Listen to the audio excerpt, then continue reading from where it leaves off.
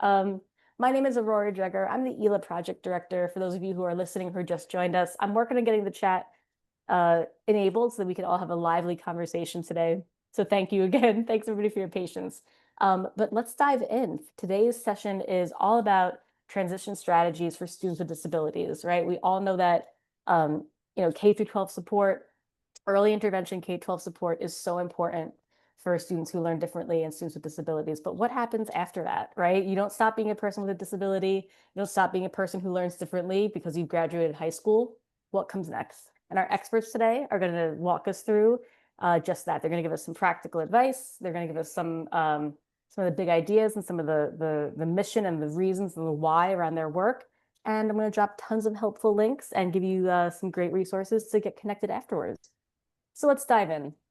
If you are joining me for the first time, what is ELA? So you are part of the ELA-verse, or the ELA Extended Universe, as I like to call it.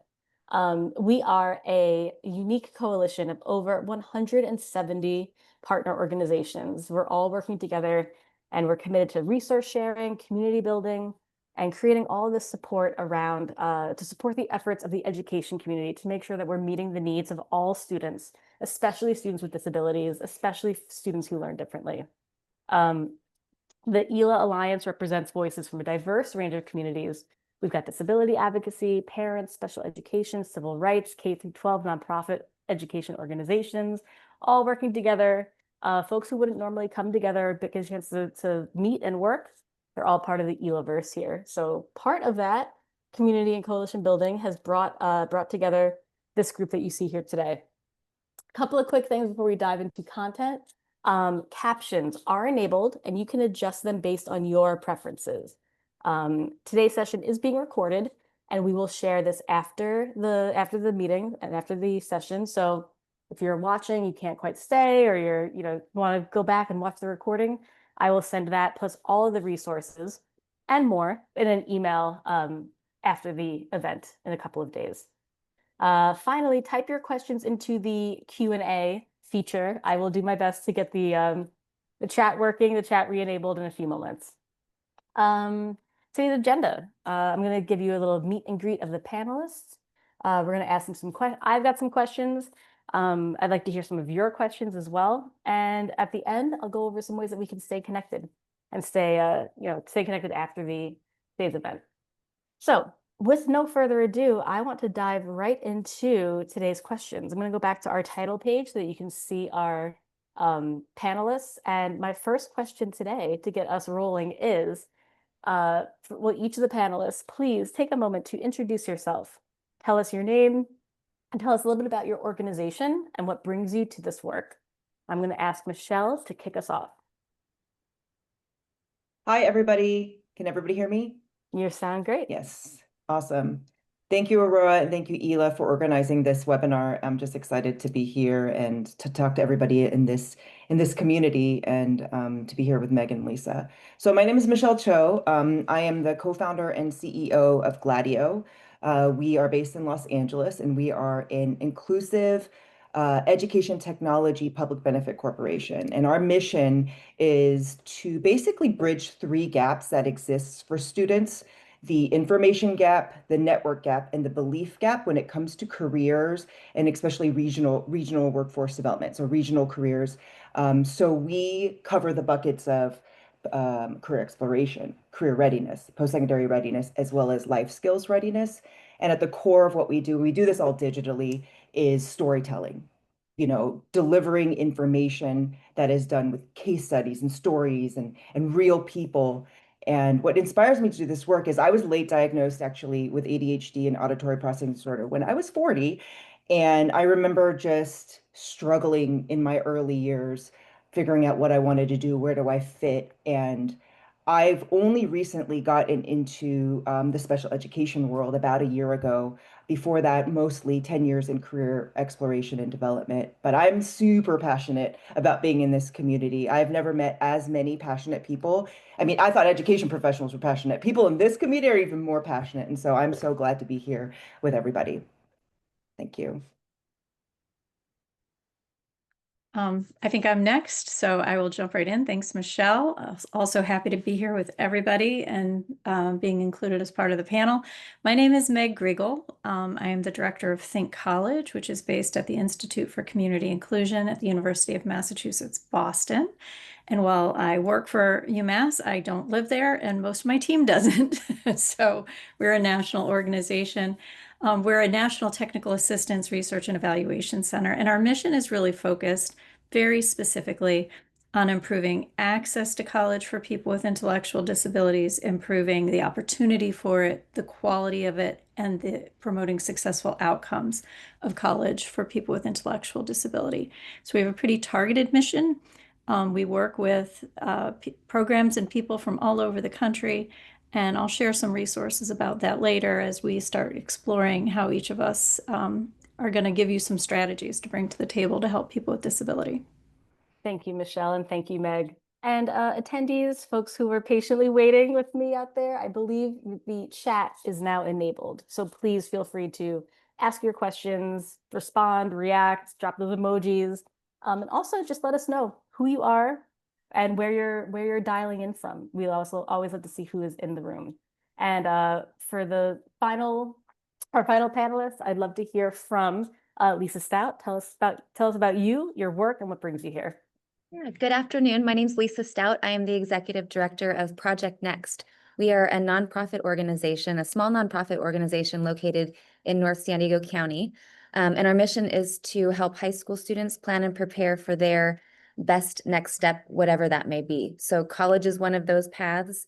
For some, it's trades, certificate programs, military, or direct to workforce. So we help students.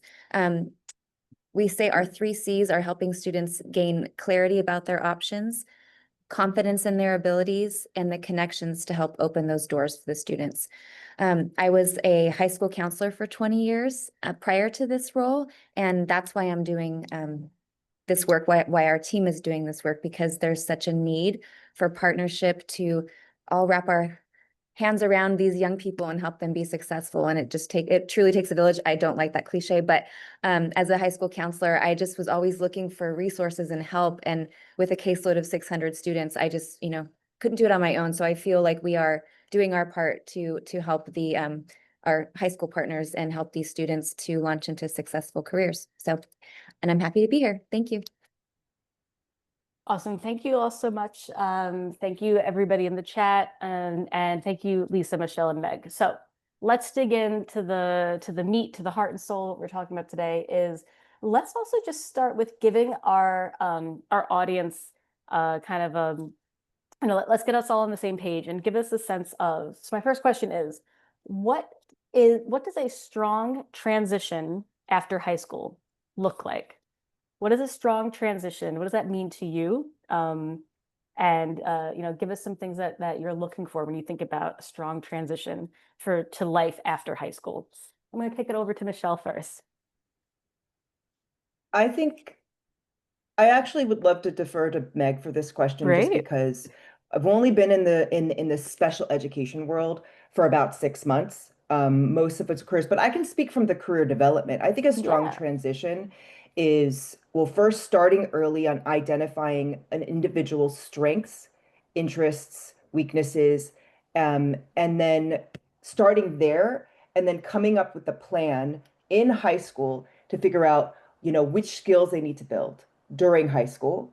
So a lot of skills that you need prior to going into post-secondary, what that post-secondary plan is. And then also a lot of parents are telling me, well, I want you to have a plan afterwards. So it really depends, right, on what's next for the student. But I do think there needs to be a first analysis of their strengths, understanding self-awareness as well as world awareness. But I would like to defer to the people who have much more experience in special education for transition for this question.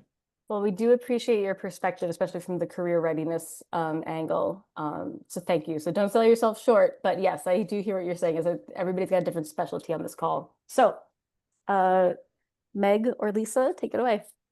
I can speak a little bit on the behalf of, I think a strong transition, there's the planning part, the process part, and then there's the outcome.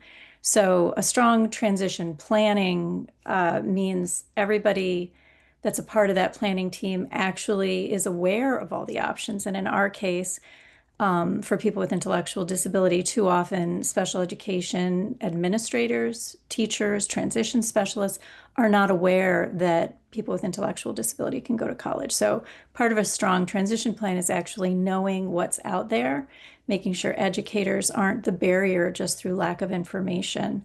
And then also, not that college is right for everybody, but I think it should be put on the table for everybody. Everybody should have the opportunity to consider all of their options. So I think the strong transition outcome is a student is employed and or going to college or both. When I do transition planning workshops, I sometimes take it back to there's really only three good outcomes after high school. You either leave with a job, you leave going to school or the military or some kind of active engagement. Well, I guess the job could be the military, it could be either, or you're doing both. You're going to school and you're working. But like it's that simple, and that's really the options we give to every other child at high school. But for people with intellectual disability, often it's only focused on employment and not on college or even the opportunity for further education. So I think strong transition outcomes, remember that there are three good outcomes, and should be putting all three options on the table for every single family. I'll give it to Lisa because she might have I was another going to say, I love perspective or something to add. yeah, we call I love that. We call them the three E's. We want you to be either enrolled, employed, or enlisted. There you go. Perfect. Yeah, exactly. But for me, I think that a strong transition looks like strong collaboration beforehand, right? Again, taking everybody to help this young person take their next best step, and also having the student realize that it's just one foot in front of the other. They don't have to have their entire life planned out. I think it's overwhelming for a lot of young people to think they have to have it all figured out. And that's why our name Next is just everybody's taking a next step, right? And there's always another one. But I think for a student, a strong transition is when they walk across the stage with direction and confidence. So again, they have their compass pointed in the right direction. They know where they're headed. They know where their resources are to help them to continue heading in the right direction, and the confidence to pursue that. So that's what first comes to mind. And also just being intentional with that planning, like Meg and Michelle said beforehand, the exposure, the opportunities, the practice with real world skills, all personalized to that individual student, I think is all part of the strong transition. Awesome. Thank you so much for that. I love the three E's. What we called it. I hadn't heard that before. I like that. Three E's: employed, enrolled, or enlisted. Love Yep. that. Love it. We love it. We love a good acronym or a mnemonic device in the world of special education. Doing a quick pause here to check out the chat. We've got so many folks we've got different schools, we've got different states, we've got folks from some ELA partners and folks that are I think also coming at us from different schools and districts. So it's great to see everybody invested and joined in here today. So thank you all for joining. If you're new or you just joined in, drop in the chat. Let us know your name, your organization or your school, and where you're from. So for my panelists, our next question, I want to dig in a little bit deeper. Now I want to talk about kind of get into some of the sticky stuff. Let's talk about challenges and barriers. What are, from your observation, enlisted with the military, please explain, is a question that we're getting in. So we can address that in this next section, but I can also make sure that I will flag that your question, Dana, and make sure that we come back to that. But the question that I want to address right now is, what are some barriers? What are some challenges that we see for students who are transitioning to life after high school? And there's, I always talk about people with disabilities as, and those who are differently. It's not a monolithic identity, right? We know that there's a lot of intersecting identities that inform who you are, right? So it can be your disability status, your the way that you learn, your learning differences. But there are plenty of other things that can contribute to barriers to resources for education and for college and career readiness. So I will ask the panel, tell us about what are some of the, what barriers do students face and how can we address them? And I'll open it up. Yeah. So I think when Lisa was, what was that stat? 600 counselors, 600 students to one counselor. And I think one huge barrier, what we call it, is the information gap. And primarily when teachers, counselors, administrators are not given the right up-to-date tools, how are they supposed to know all of the different opportunities, especially in this modern day society when, I mean, I don't know if y'all saw the stat last month that one of the highest unemployment rates for a major was software engineering. Like we've been pushing students to STEM for, I mean, how many times? Like boot camps. And so when schools are not given modern day information, right? And they're having to juggle hundreds and hundreds of students who have all different needs, all different interests. How are you supposed to be able to expose them? So you can't be what you can't see. And number two, I think a lot of people, I believe Meg or Lisa mentioned this, is that belief that the relatable role models. When we started working in special education, I live in Los Angeles, so this is the world of the neurodiverse, right? I worked in Hollywood for 14 years, and almost everyone here, when I've been interviewing, hey, I have dyslexia, I'm on the autism spectrum, I have ADHD, it's just like I'm surrounded by it. And one thing they said was there was always one person in their life, whether it be a parent, a teacher, a mentor, who said, you can do this. I see this strength in you, right? And I feel like when there's so much talk of disability and people are identifying with strengths, asset-based language, and they don't see these thriving individuals with disabilities working in this line, not just surviving, but thriving. I think there's this role model gap, right? You don't see it exposed. And I think for me, just being in this environment with so many people who, struggled in school and we all share it and we talk about it and then they're thriving. I think we at Gladeo, we want to be able to share those success stories and bridge what we call that belief gap and that resilience gap. Because it wasn't easy, obviously. Like it's not like they came and they found their career but we really want to share their stories, who openly share about their struggles, their weaknesses, but also their strengths and their pathway through it. And I have found that that's a big gap, modern day information, as well as enough relatable role models. I guess I'll pick up if that's all right, Aura. So the barriers students face come on a lot of levels. If you're looking at transition, a primary barrier is the fragmented systems that you're going to rely on to partner with. So in our case, for students with intellectual disability, they might be students who are staying in high school until they're up to age 21 or 22, depending on their state. But they also might be receiving services from vocational rehabilitation or long-term funding services under developmental disabilities funding. They might be on a Medicaid waiver. They might be working with a local provider. So that fragmentation and what parents hear and the overwhelm, I think, for some families when faced with this array of big decisions, especially if you're going through redetermination for eligibility, it's a lot. But that's like a system barrier. There's also like a personal barrier, stigma of if you have a disability, especially if you have an intellectual disability, people automatically dismiss you as somebody who has college potential. And that's related to what Michelle just talked about, the information gap, staff not knowing what's out there. Do they know there's 361 colleges and universities in the country that are enrolling people with intellectual disability? Do they know if there's one in their backyard? Have they ever met a college student with an intellectual disability? Did someone come and talk to their class? So that representation, that voice of what does it look like when this is happening, having a role model, I think is wonderful. And then to be honest, funding. So many times we run a help desk, a national help desk, where we get hundreds of emails monthly on how can I get my kid to college? How do I support my students to go to college? How do I help my legislation in my state changed to support college access.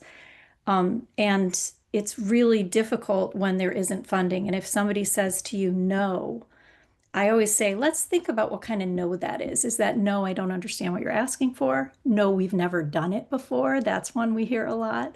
No, we don't have the budget for that. Well, that's not really a legal no. Like, I'm not going to get into that. But really, funding, there are ways to access college or preparing for college that are funding neutral. And I think we need to make those options and ideas more available to all school system staff, including special ed and transition, but all school, especially high school counselors. And with that, I'll hand it to Lisa. And I will say, not all high school counselors have 600-to-1 ratios. That was just mine. But in California, they are pretty high, like maybe 450-to-1. So they're a little better, but still too high, in my opinion. The first things that come to me are lack of representation, for sure, in all forms. I think, students need to see themselves in others. I hate to say this, but low expectations. But Meg, you've already alluded to this. I mean, these students are so brilliant and they all have their own strengths, but sometimes we're not strengths-based in all that we do. And so I think that's just hurts the students over the years. So low expectations, I think, are part of the barrier. The limited exposure to careers, which kind of goes along with the lack of representation. And I just think we really have to really focus on the systems of empowerment, for these students as they progress through K-12 so that they're ready for the next steps, because it is overwhelming. There's so much, but if they feel empowered, you can just see it, in their IEP meetings, when they're confident for the next step. So, and just removing one or two of these barriers is a huge deal. I mean, there's a lot of them, and we can't remove them all, but I feel like the more we work together, we can help to do that for these students. That's wonderful. I mean, the idea that, we talked about stigma and we talked about stigma from both internal and external, right? The idea, the low expectations, I think, is directly tied to building some of the stigma around being a person with a disability, having a learning difference. So in everything that we do, we're trying to kind of build that empathy or build that understanding, awareness, and kind of, I think as educators, all of us are constantly trying to shift to that strength-based or asset-based mindset. And it's no exception here. So let's think about what are some practices, like what are some things that you've seen or things that you're thinking about that can make transition planning meaningful, right? We've got some comments in the chat, which are great. So folks, if you've got comments or questions and you're listening, please use that chat, drop it in, let us know. But somebody commented, Dana, thank you, completely overwhelming the entire process. So what are some things that that folks can do to make transition planning attainable and meaningful? And I'll toss it over to whichever of my panelists wants to take it next. I'm gonna sorry. I'm in a school right now. Sorry if you can hear that. I wanted to mention our future centers, and I think that's what makes Project fantastic, special and unique. So what we do, and part of our partnership with our high schools that we work with, is we create these spaces called future centers. So as part of our MOU, a school will give us a space on campus. So we are Monday through Friday, 8 to 4. Our career coaches are staffed, and a financial aid coach staffed on a high school campus. So we are fully, immersed in the school community. But these spaces are designed by students for students. So it's a mini internship for students that are interested in architecture design. They work with one of our partners from Qualcomm. But the students design these spaces. We then bring them to life. And they draw students in because they look nothing like the rest of the campus. They're kind of like a coffee shop co-work feel. So it's a cool space. Students want to be there, and it draws them in. And sometimes it's just a quiet place to eat lunch or to work. But once they're there, then our career coach can get to know them. And how it relates to students with disabilities is oftentimes, these students they feel singled out or called out, or they're going to a special room. And, especially as they get into their higher, the high school years, that's just really embarrassing for some of the kids, and they don't want to be there. They want to be where everybody else is. So these future center spaces are a place where all students go to plan for their future. And everybody has a future, and every path is valid. And so it's just the workability team loves having these spaces, and they refer to our career coaches all the time because, these students should have access just, as other people do. And so we work really closely with the workability teams. And it's been just great seeing, all the progression of these students from working in the Future Center spaces. So I think that's a highlight for us and how we're working with the high school teams. And we also use these spaces to bring in our community partners. So we have a ton of different industry partners who come into these spaces and talk about their careers. And so it's kind of our hub for all things future planning, but it's for all students and they all feel welcome there. So I just wanted to mention those spaces because I think they're important. And you're calling in from a school and are you opening up a new center soon today? Is that what's happening? Is that? At noon today. Yeah. And so you're literally running from this session to go put your money where your mouth is and go run and open a new student center. Yeah. That's Yes, it's so fun. The students get to talk about designing the space. And, actually, I'm going to bring this up because the student today is talking about space in particular, how thoughtful they were in even picking out furniture to make sure that there's furniture for students, if you're in a wheelchair or if accessible spaces in all ways. And so I thought that was really cool when I was reading her speech and how she weaved, that in. So wonderful, wonderful. Thank you. I see some great questions coming in the chat as well. Thank you, folks. I'm going to make sure that we get to these. Let's hear from Meg or Michelle. What are some practices that you've seen that are impactful? Well, I kind of just wish that there was a Project Next site at every high school, because honestly, that's the missing link. The teachers who are teaching the classes, some of them have knowledge about what's out there. The high school counselors know about what's out there for people without disability, but they don't always know what's out there for people with disability. And the transition fairs that we have for people with disability talk about local providers and next steps. They don't talk about college. So students, if you have a college fair, are you inviting families of people with all disabilities to those? Do you have resources that are responsive to the needs and interests of those people? Are you having all the college going? So I will say the places that a practice that I would consider is whatever you're doing in your district for college, look at it and say, does this meet the needs of families with disability? Does this meet the needs of families of students with intellectual disability? Because that's where the divergence happens. It's when we start giving different information to different people.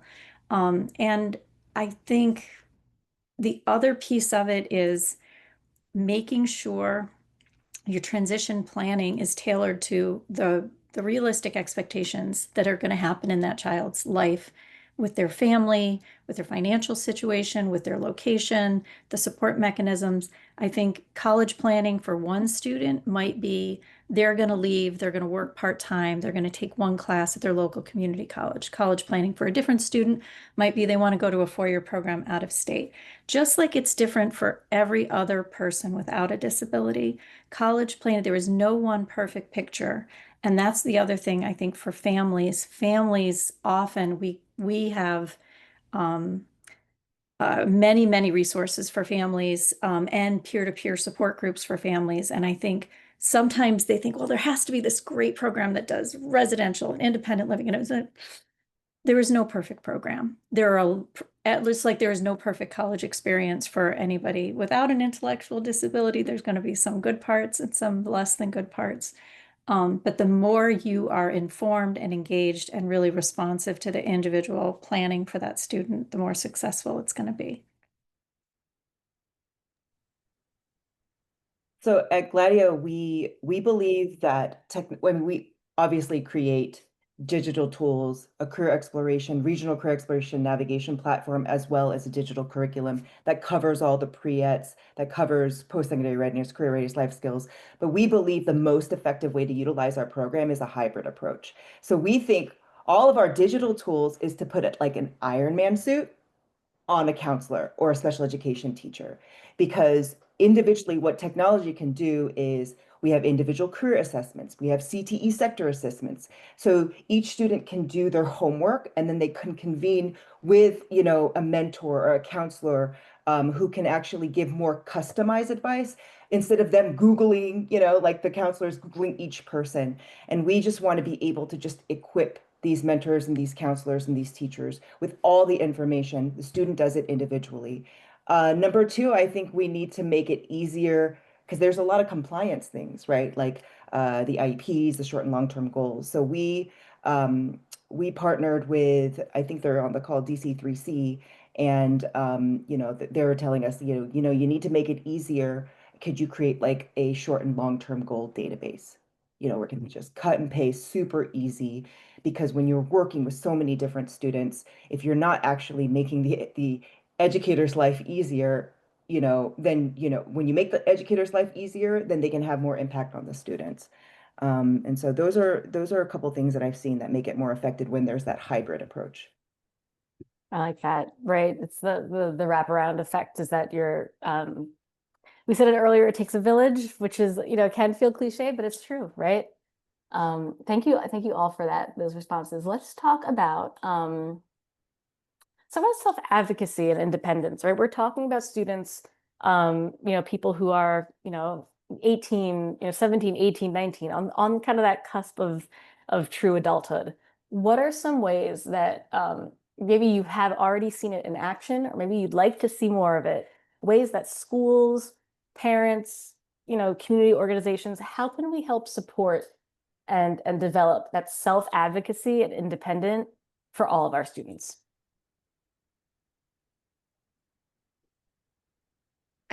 I can take. Yeah, thank you.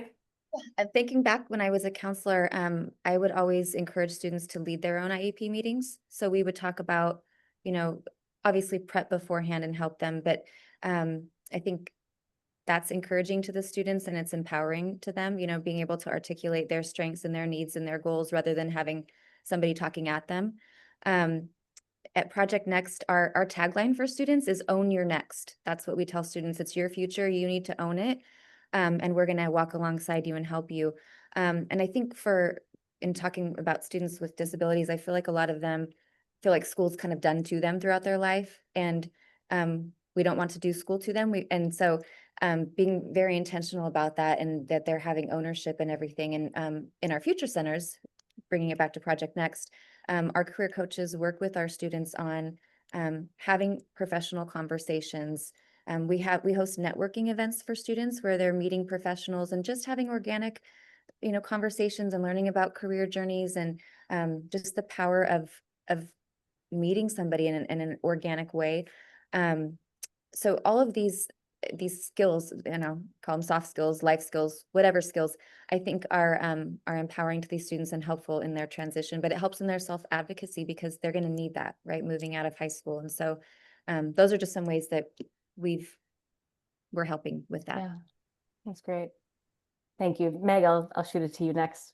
Sure. So I think self-advocacy, self-determination, and independence, that they're not great IEP goals because you can't do them in a vacuum. You can't only self-advocate in class but not have it work at home. So and when you talk about being ready for the next step, I'm just letting you know, Aurora, we can see your screen.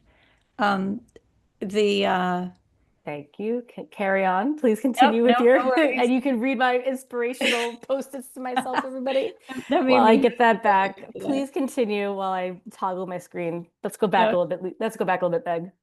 Okay. So, when I was a teacher, the way I would define self-determination was knowing and doing what's right for me. Like it's that simple. Just knowing yourself, knowing what you want, what you need. We can turn that into an IEP goal. And I think it could be an IEP goal from K to 12. And that is articulating your desired support needs in academic, social, and work settings. And knowing what you say to your boss is different than knowing what you say on college, is different than what you say to your teacher, which is different than what you say to your aunt or your uncle. But knowing how to articulate your desired support needs is going to eventually pay off when you go to college and have a job. So I think it's that basic, and everybody, not just people with disability, everybody should be working on that goal. But I think for people who have communication strategies that aren't always verbal, I think people with different types of intellectual disabilities sometimes aren't given the opportunity to articulate their support needs. They're not that expectation. And I always ask special educators, this is kind of a mean training, but it hits people. What if the first interaction you had to go into a room with somebody who's going to be in charge of your future, and you had to tell them the thing you might not be the favorite part of you? And I would say, what's your least favorite part? I don't like my hair. I don't like my nose. I don't like my elbow. So when you ask a child or an adult child with an intellectual disability or any disability to go to college, the first thing they have to do is self-identify. So they have to go to a stranger in a position of power and say, I have a learning disability. I have ADHD. I have mental health issues. I have an intellectual disability. Here's the proof, and here's what I need to succeed just to be on a level playing field. That's a huge thing to ask somebody who's 18 or 19. So I just think that that gap between what we give them the chance to practice in high school and what we expect them to do when they walk out of high school is just vast. And we need to prepare them earlier and more often. Great. That's great. Go ahead, Michelle. I think one thing, as someone who's neurodiverse, when people say advocate for yourself or these like general things, I'm like, I need the steps. Like, I need Yes. the nuts and bolts. Tell me Yes. exactly what that means. And so that's where, when we were creating our life skills course, was like, the first thing we say is know your rights. They're not doing you a favor in post-secondary by giving you that is your right. So empower them what the rights are. So we describe, what are the different rights? What is the Disability Services Offices? We say no, because I feel like a lot of people, I think a lot of young people in general, I wouldn't say this is just students with disabilities, don't want to impose, right? Most people are not the loud, most people are not the ones who are asking for things, young people. And so it's like, no, this is not a favor, this is your right. And then we actually tell them, this is the email that you write. Don't just say it as an afterthought, like exactly how many weeks before school starts. Here are the websites. So we create these centralized locations because there's so many links and so many in every single region and every county. So we kind of consolidate that information and give them exactly the scripts backed by their rights in the law. And so then they don't think that they're asking for a favor and they're just like really timid about it. It's like, no, this is what you get. This is what you get and the taxpayers, we all pay for it. So this is what you get. And so that's something that we do a lot. We a lot in our course for self-advocacy, giving them the exact steps. That's fantastic. I mean, could not resonate more with me, and I think a lot of our folks tuned in there. Whether you are you're neurodivergent or not, we all kind of come from this place of wanting to not impose, right? I think a lot of us in the world of education are people pleasers, right? And I think we recognize that in a lot of our students. So, folks, thank you so much to my panelists for answering the questions that I prepared for you. But now I want to dig into some of the questions that have been floating around in the chat. So I do want to make sure that we cover these questions. I'm just going to put it out there and let either all, or one of you answer. Let's start right away with, let's go back to talking about enlisting in the military as a goal.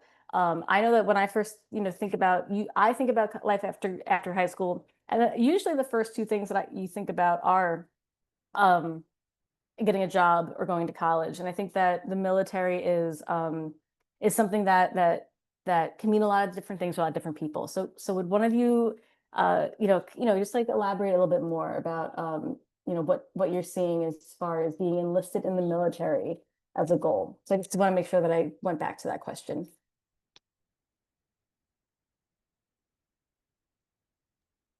I would say, just like anything else, making sure that they clearly understand what they're getting into or what it looks like. I know I've expressed or have heard concerns too, because there's recruiters on campus all of the time. And so sometimes it could be a perception that maybe students are being preyed upon, or, it's just, but, and so we're trying to normalize bringing employers on campus just as much as college recruiters are, as militaries are. I mean, there's no reason we shouldn't be having all of these things on campus and be normal. So, but I have heard that concern, you know, on campuses before. And I think just with anything else, letting the student and family truly understand what it looks like. Asking the Yes. right questions. But you know, the same as college, you know, some students, we hear that too, where they're getting into, you know, major debt because they didn't know what questions to ask and things like that. So I think it's the same for all of it, just helping them understand what it looks like, what questions do they need to ask, what questions might they not be thinking about, just so that they really truly have a picture of what that option looks like.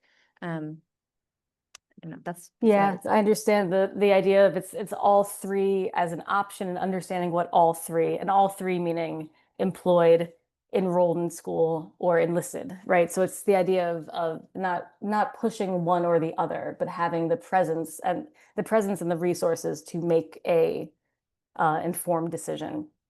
I love that. I love that. I want to make sure we get to some. Thank you, Lisa. This is another question about. This is a question about career centers. So for Lisa, do you encourage students to pursue careers such as special ed teachers, therapists, medical staff? Yeah, anything that you can share with us? Any and all. Yeah, we use Yeah. a called Journeys Map is what we use, and there's some tools in there to, you know, discover strengths and interests and skills and all of the aptitudes. But there's also a portal that helps them explore, you know, career industries, and then they can hone it down to specific careers. But again, literally we will invite anybody with any career into the Future Center because Cool. we want students to be exposed to careers that they've never heard of. And a lot of them, they know teachers, they know doctors and lawyers, but still, I think to this question, they may not think special ed teacher. But yeah, no, we bring any and all careers into the Future Center, so that, yeah, we provide that exposure to them. Great. And Michelle, I saw you off mute. If there's something you want to jump in, please let me know. Yeah, I think a lot of times with students with disabilities, I think Meg was talking about like it's not just exposure, but also expectations. Or I think Lisa was talking about the expectations. And so it's so great that Lisa brings all the different types of industries and careers, not limiting, but also sharing a really good snapshot of what the day in the life is, the expectations and sacrifices. We do that on all of our career videos and career profiles. Like these are the soft and hard skills that you need. So yes, exposing everything, but also trying to give them a really accurate snapshot of that career as well. I love that. I love that. Thank you. I want to go back to a question about goals that we had earlier. We were talking about IEP goals. I think sort of as a way of thinking or framing the question, but let's talk about speaking about the goal in particular, the goal of self-advocacy or the goal of being able to, speak for yourself. Would we consider that, and maybe Meg, you can speak to this directly. Is that a social emotional goal or an independent function goal? That was a question in the chat. Let me know if you've got any insight to that question. Well, I think it depends on what part of that action you're working on. If you're Mhm. working on a student's confidence about it, their level of comfort with people who are more or less familiar to them. Years ago, I created sort of an approach where you practice saying something with somebody you know really well, then you practice saying something with like the teacher that's next door, and then you practice it with somebody that you don't know at all. But so that would be a little bit social emotional. That would really be like, Yeah. how do you get over your fear, your nervousness? But if it's an independent, then you're really looking at expanding maybe you go from an academic setting to a vocational or an employment setting. Maybe you go into a social setting. It's easy to say to someone when you're in a cafeteria, hi, I could use a little personal space right now. But you can't do it when you're at the mall with your friends because you feel peer pressure. So I guess it really depends on what the goal is. But I think that ultimately the goal is the student feels comfortable knowing and saying and asking for what is right for them. So in every realm. So I don't know if it matters if it's social, emotional, or independent. I guess it depends on your forms Yeah. that you use. That's great. That's great insight. And yeah, nothing really fits quite neatly into a box. It's good to have that perspective of thinking about the multiple ways that we can look at an issue. Got a great question here in the Q&A. This is from Audrey. Thank you. Thinking about, yes, we are primarily thinking about students today, but this is a great question about parents. Can any or all of you, whether you drop it in the chat or speak to it directly, any tools that are helpful for parent education, right? Parents are often their child's first teacher, as Audrey says, the number one supporter of their child. Sometimes parents are, in some ways, though, kind of blamed in a lot of ways as well, too, right? We know how that goes both ways. Tough place to be. What are some tools or resources that you've seen that are effective for parent education in this realm of post-secondary transition? Yeah, if you don't mind, I'll start just because we really do focus a lot on parents and families at Think College. We have a whole section of our website for families. What do I have to do to plan? How do I do this? Lots of very specific things about funding. But we also found sometimes parents need to talk to other parents. Like what I think about a college doesn't really matter. What another parent's experience has been, I think does matter. So we have a Facebook group that is peer-to-peer for parents. We have one for transition professionals and for inclusive post-secondary ed professionals too. So I think having more than a checklist for parents, and then I'll drop another thing, but it's something if anybody on this call has 4 minutes and they want a resource that will help explain why college is possible to someone who's never heard of this before, if you go to the link that Aurora put in the chat, the Think Higher, Think College Public Awareness Campaign website, our video is real college students from all across the country telling people why college is important to them and what it means to them. And it is the first step. It is a welcome mat to thinking about a different future. And it has lots and lots of resources and a dedicated page for families. So I would encourage people to go there because it's the perfect little tiny first bite if you've never heard of it.